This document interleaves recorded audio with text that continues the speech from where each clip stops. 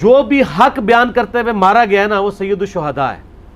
یعنی اگر آپ مجھ سے پوچھیں میں امام نسائی رحمہ اللہ کو بھی سید الشہداء مانتا ہوں، کیونکہ انہوں نے ناسبیت کے خلاف علم بلند کیا تو ان کو شہید کر دیا گیا.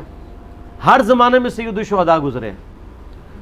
ہاں رول ماڈل ہمارے لیے حمزہ ابن عبد المطلب ہے اور اس کے بعد حضرت حسین ابن علی ہے، تو اس حدیث میں موجود ہے.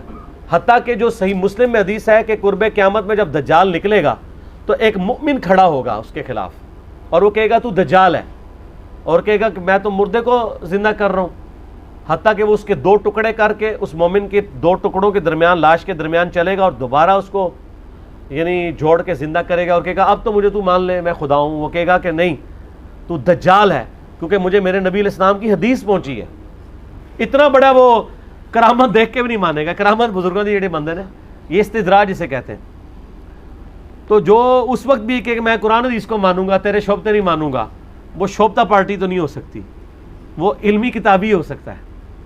بے شک. تو آپ علیہ السلام فرماتے ہیں وہ اس وقت سب سے بہترین شہید ہوگا، وہ بھی سید الشہداء ہوگا.